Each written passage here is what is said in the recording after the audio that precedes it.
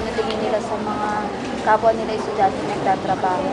Kung sila kaya tatanungin, gusto kaya nila maging working student.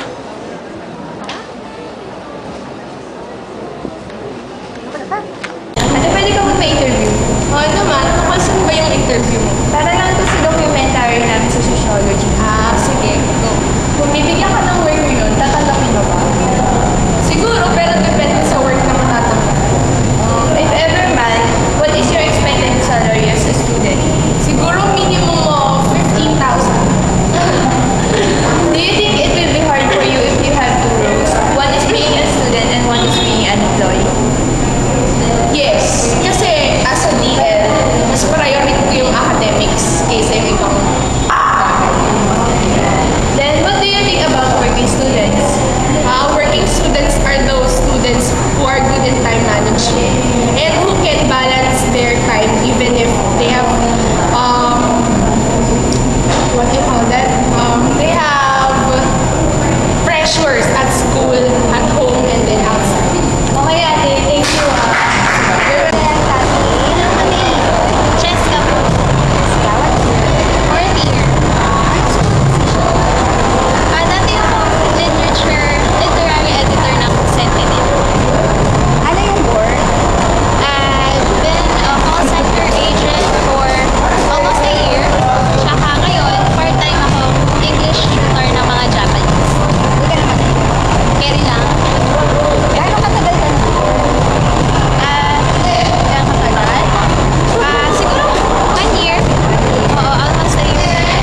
Ano nag-push sa'yo para mag-work? Para saan yung gagawin mo yung kita? Gusto ko lang ng experience sa resume. Paano sa resume? Kapag graduate ready na, tapos syempre pera, pambili ng kung anong gusto ko. Luho. Luho, gano'n. Paano kayo na-handle yung time mo bilang time management. Cliche siya, oo, pero yun talaga. Kasi kung di ka marunong mo, may papalpak sa dalawa. Was there ever a time na nagkakaroon ng conflict sa work? Meron, oo. Lalo sa oras. Minsan, kahit nagja-drive yung oras sa school, sa work, yung pagod mo naman. Kasi full-time student, full-time call center agent. Mahirap. Message para sa mga student na gustong mag-working student. Kung mag-working student kayo, make sure to make your priorities straight. Lagi priority nyo pa rin pag-aaral. Thank you!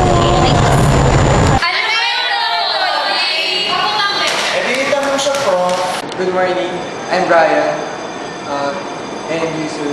I'm Dr. Gerald De Vergos. I'm a sociologist. Most probably you've seen me sometime on television talking about several things. And yeah, I've been doing this since 2005 pa. And I've been a resource person in many topics of sociology, on education, on politics, and on business administration. First question, sir. Do you have any idea about role conflict? Role conflict? What do you mean? What would you like to talk about role conflict? On what sense? Especially, sir, the working student Okay, nowadays. when we talk about working students and role conflict, it would be we need to have a point of view. On whose point of view? We need to talk about the employer's point of view or the student's point of view. I guess in your topic, we would like to talk about the student's point of view. When you talk about role conflict and on student's point of view, it's two things. Yeah, first of all, hi sa mga students. I hope you can get to know more of your classmates sa talk natin. Okay. In the eyes of the employer, a working student is a working student. I need you to be here because you're working in my company.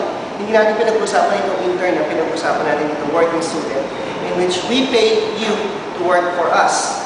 Sometimes, in companies, I don't care about your school, I don't care about your schedule in school, I only care about your schedule at work.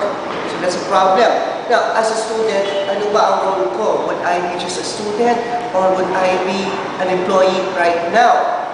Because as a student, para saan ang pinagtatrabahuhan mo?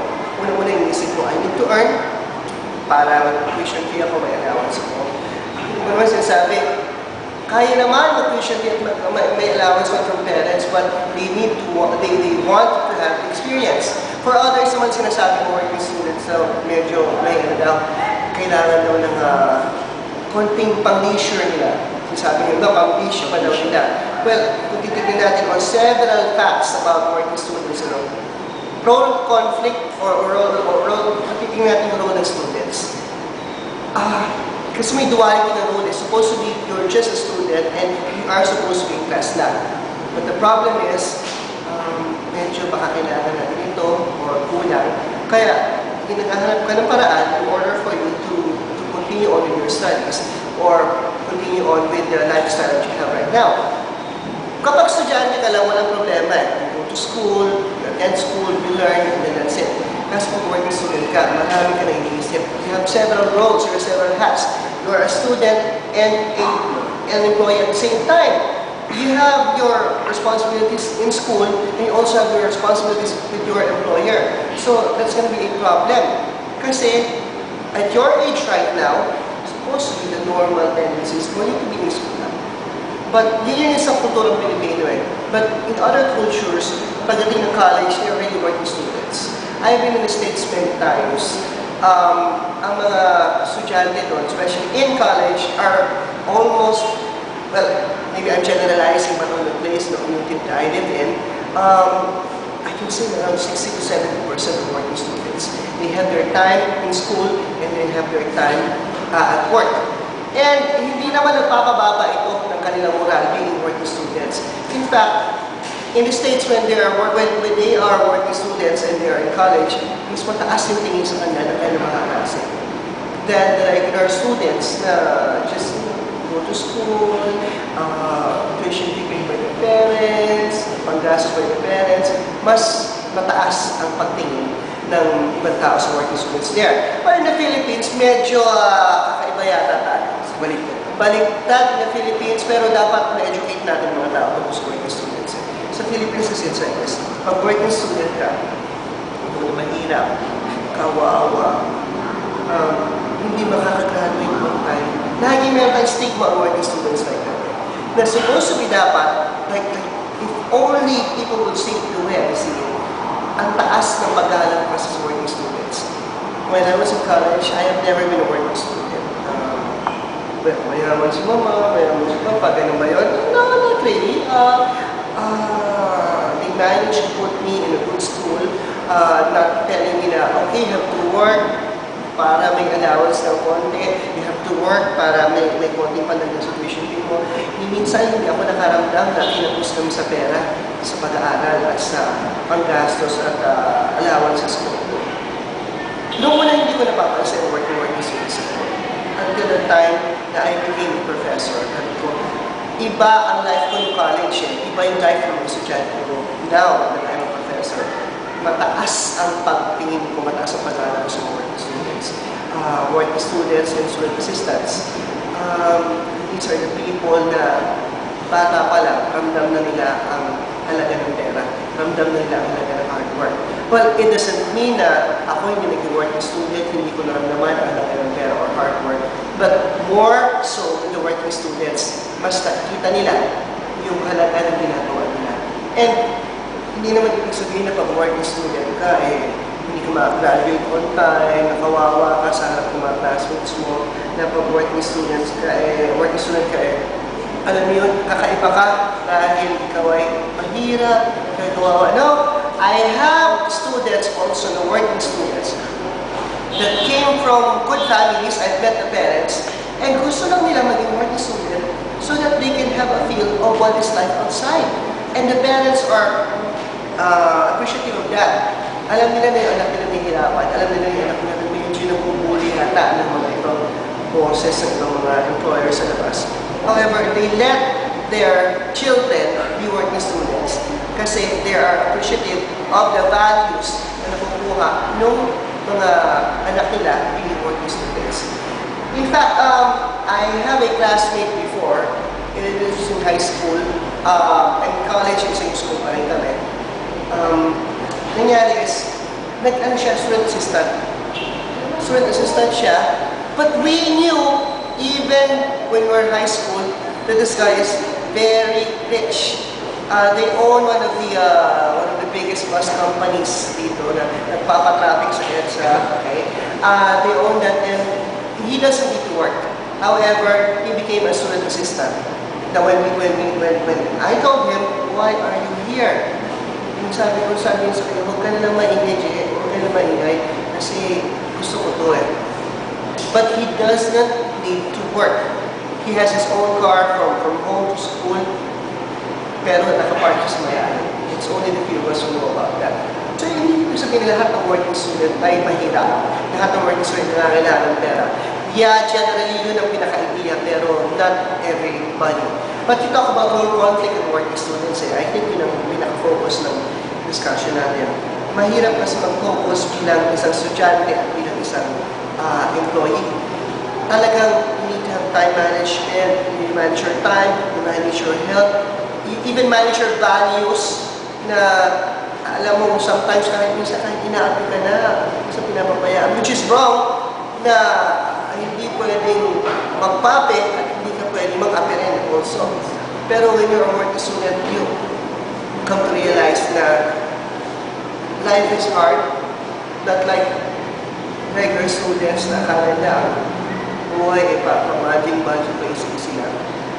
And I am very proud to say that my working students, my estudyante and working students are much more successful. Now, I've been teaching since 1999. It's about my 14th year of teaching now in college. So, ang dami ko na rin mga working students na estudyante ko before who's always in contact with me na nakita ko na mukhang mas successful pa sila kaysa sa iba ng mga klase. Most probably, it's not because of contacts na meron sila kasi most of them are mahirap naman talaga sa contacts. You need people resource. You need people na dedicated na yan. Talagang they grew up from ranks.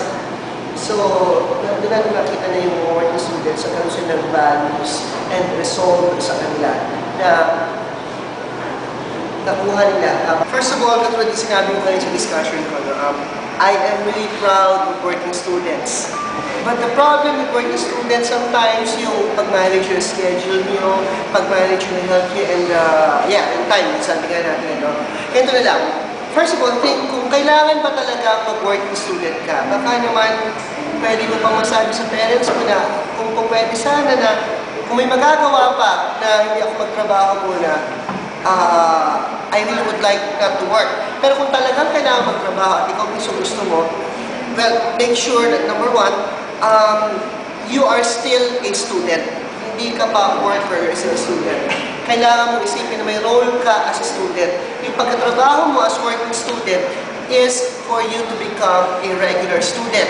So, ano ang mas priority mo? Yung trabaho o pagiging estudyante? Of course, pagiging estudyante. Kaya ka nagtrabaho, remember, kaya nagtrabaho para sa pag-aaral mo. Pangalawa, manage your time. Manage your time. Priorities number one. Pangalawa, manage your time. Ano ba ang kailangan mo? Ano ba ang kailan napasok mo, kailan napasok mo sa office? So make sure alam mo to. Make sure manage mo to. Third is manage your health. Pag minanage mo yung health nyo, wala mangyari sa'yo kung papasok kung may sakit ka, hindi ka makapag-aral. Hindi ka rin makapasok sa opisina, sa trabaho, kung may sakit ka. And pang-apat is manage relationships. You manage your relationship with your professor. Make sure your professor also know that you're a working student. You would understand your relationships with your classmates kasi pag may assignment, baka mamaya hindi ka nakakapagpasa. Make sure na magpasa ka na kailangan mo. And manage your relationships with people that you love and you care for. Your family, maybe your significant other, your boyfriend or girlfriend. Kasi lahat ng mga pangyayari nito, malaking pagbabago sa buhay mo. So, if you really decide to become a working student, think about those things. So, sir, maraming salamat. Anytime. So, yun na po.